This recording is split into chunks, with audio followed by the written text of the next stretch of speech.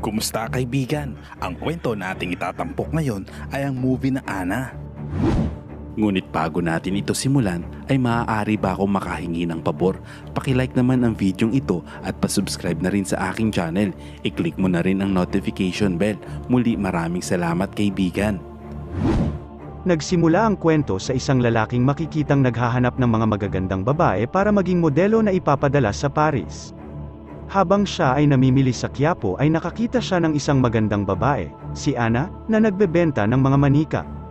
Kinausap niya ang babae at tinanggap naman nito ang kanyang alok at agad silang pumunta sa Paris, kung saan nakilala niya si Dorothy, ang kanyang magiging booker, at ang boss ng kanilang agency na si John. Dinala naman siya ni Dorothy sa isang apartment na tinitirhan din ng iba pang mga modelo kasama si Mao. Agad naman siyang nakakuha ng appointment kahit hindi pa ito nakakapag-practice at nakakapaghanda. Makalipas ang ilang sandali, naghanda ang agency ng isang event at salo-salo sa hapunan para sa lahat ng stakeholder nito, kasama na ang mga modelo. Iniwan saglit ni Mao si Anna upang kumuha ng pagkain, pagkatapos ay nilapitan siya ni John at ng isa pang lalaki, na ipinakilala naman ni John. Ito ay si Oleg Filenkov, isa sa mga kasosyo sa kumpanya. Namangha agad ito sa kagandahan ni Anna kaya't lantaran itong nanligaw sa babae, inaya agad siya nitong maghapunan kasama niya. Makalipas ang 2 buwan, nagkita sila sa isang marangyang hotel. Unti-unting nakuha ni Anna ang loob ni Oleg, kaya't hiniling nito na magkwento pa tungkol sa kanyang sarili. Naikwento naman ito na isa siya sa nagsusupply ng mga armas sa mga bansang sumasailalim sa digmaan at ito ang kanyang hanap buhay. Maya-maya ay nagpunta si Anna sa banyo, kumuha ng handgun, kinabit ang silencer, at binaril agad ito ng walang sabi-sabi dahilan upang ito ay mawala ng buhay. Bumalik ang eksena sa nakaraan, 3 taon ang nakalipas.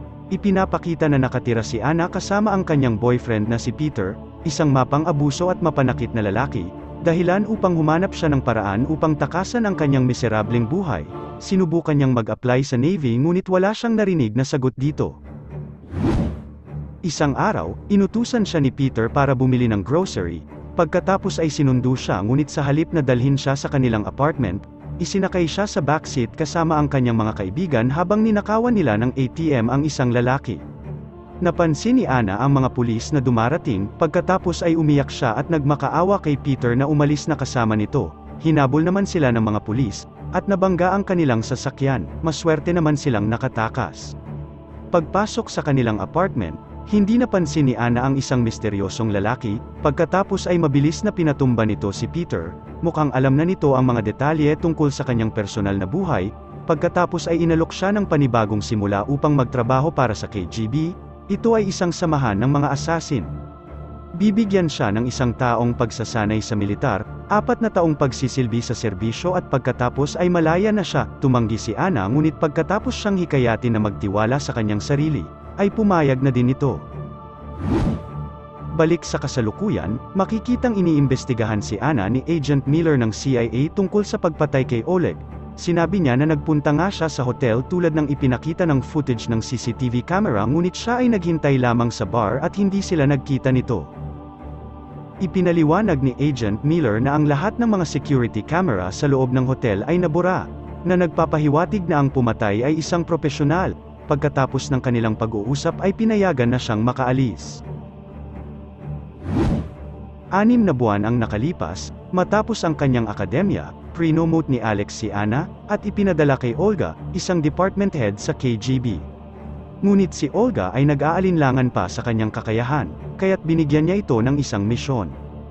Ang target ay isang lalaki sa isang cafe, ngunit hindi niya sinabi kay Anna kung may kasama itong bodyguard, at doon din nalaman ni Anna na hindi loaded ang kanyang baril. Kinailangan ni Anna na gumawa ng paraan para mapatay ang kanyang target.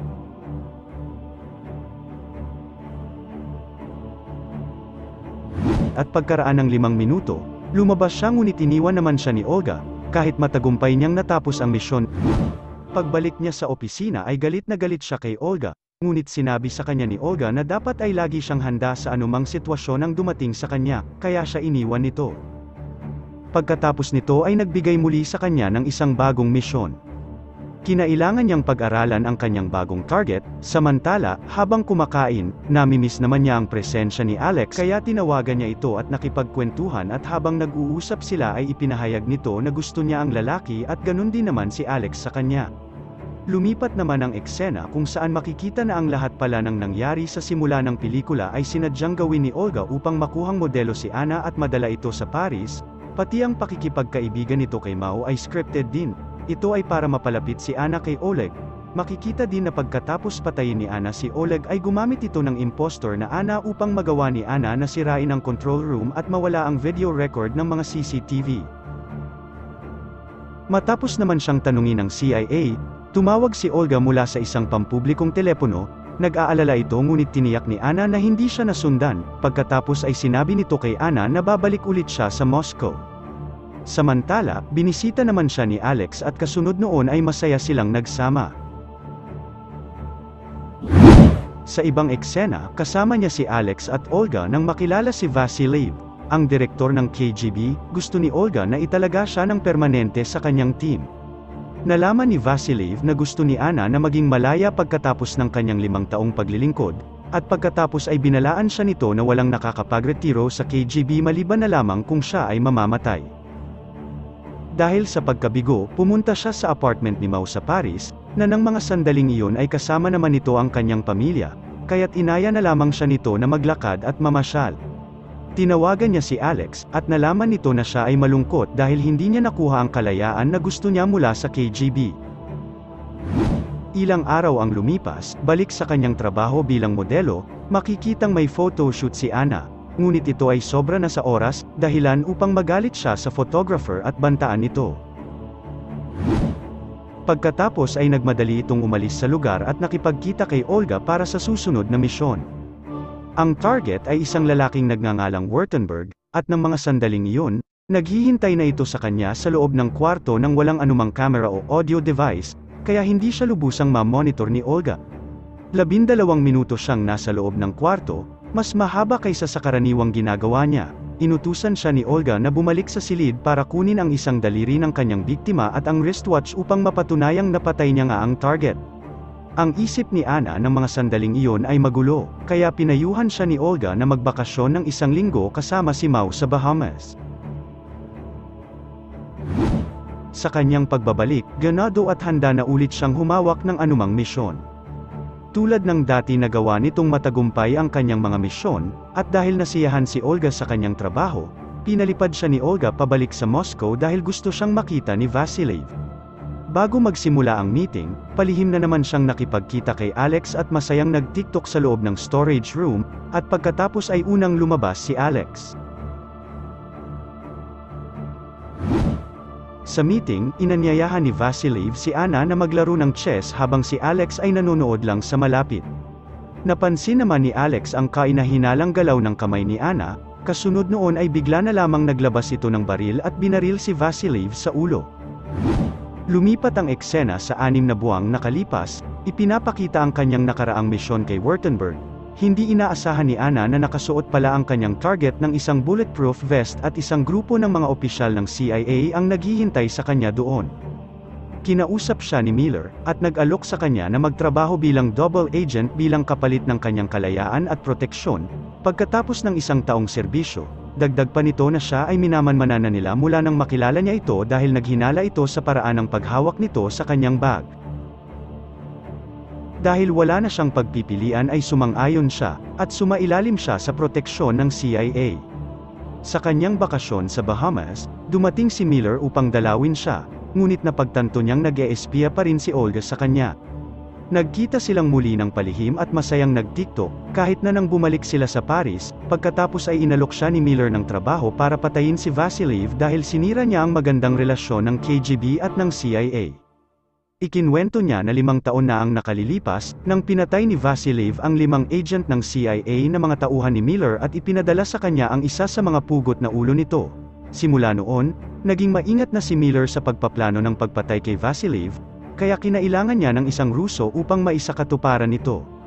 Sinabi niya kay Anna na kung makumpleto niya ang misyon na ito, maaari siyang magkaroon ng maagang pagreretiro at makuha ang kanyang kalayaan. Ginagarantiyahan nito ang kanyang kaligtasan sa pamamagitan ng pagbubura ng kanyang pagkakakilanlan kapag natapos nito ang kanyang misyon, at dahil ito ang nais ni Anna ay pumayag naman ito sa kasunduan. Balik sa kasalukuyan, pagkatapos patayin si Vasilev, itinutok ni Anna ang kanyang baril kay Alex at tinurukan niya ito ng pampatulog. Pagkatapos ay kinopya ang mga files mula sa computer ni Vasilev at tumakas, ngunit bago pa siya makaalis, napindot na ni Alex ang alarm.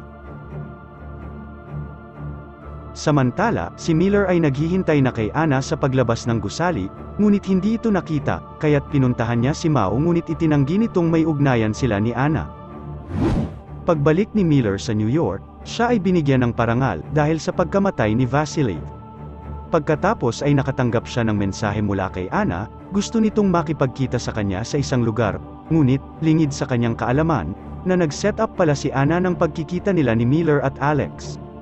Dumating ang dalawa, na sekretong kasama ang kani-kanilang tauhan sa bawat organisasyon na kinabibilangan nila. Ibinalik naman ni Anna ang mga impormasyon na kinuha niya galing sa CIA at KGB pagkatapos ay nagpaalam na siya sa mga ito. Parehong tinanggap ng lalaki ang kanyang pamamaalam kahit nahirap si Alex na intindihin ang sitwasyon. Samantala, nang makita ni Olga na paalis na si Anna mula sa mga security camera, lumabas at agad na hinabol ito. Nang makalapit siya dito, sinabihan niya itong hindi niya kayang buwagin ang KGB, kasabay noon ay pinaputukan si Anna dahilan upang ito ay mamatay. Ang lahat ay naging alerto sa pangyayari, ang mga CIA at KGB ay muntik nang magkasagupa dahil sa insidente. Lumipat naman ang eksena, 3 buwan bago mangyari ang lahat, nang magkita sina Anna at Olga para sa kanilang regular na check-up. Inamin ni Olga na alam niyang nakikipag-ugnayan si Anna sa grupo ng mga CIA mula sa misyon kay Württemberg, dahil napansin nito ang mga marka ng posas sa mga kamay ni Anna. Pagkatapos ay sinabi nito kay Anna na walang ibang makakaalam ng sitwasyon kung patuloy itong mag-a-update sa kanya tungkol sa plano ng CIA. Lumalabas na alam na lahat ni Olga ang naging kasunduan ni Anna at ng CIA, at nang malaman niya nga na nais patayin si Vasilev ng CIA, tinanong niya si Anna kung ano ang magiging kapalit nito. Agad namang sumagot si Anna, ito ay ang kanyang kalayaan, at pagkatapos ay ipinangako sa kanya ni Olga na makukuha niya yun kung gagawin niya ang iniuutos sa kanya. Lumalabas na si Miller ay nais ding patayin si Anna pagkatapos ng pagpatay nito kay Vasilev, ngunit si Olga ang promotekta sa kanya. At ang pagbaril niya kay Anna sa parke ay lumabas na peke lamang, dahil si Anna ay nakasuot ng bulletproof vest at gumamit ng double body para itago ang kanyang pagtakas. Ang katawan naman niya ay mabilis na tinakpan at kinuha ng mga paramedic, dahilan upang hindi siya makilala ni Miller at Alex. Nagtago siya sa isang tunnel, siya ay nag-disguise at pagkatapos ay nakihalubilo sa mga taong naglalakad, ngayon ay malaya na siya sa kanyang mga tungkulin. Makalipas ang ilang sandali, si Olga, na ngayon ay hinirang bilang kahalili ni Vasilev, ay pumasok sa silid ng direktor at in-access ang database ni Anna at nakatanggap siya ng video message mula dito.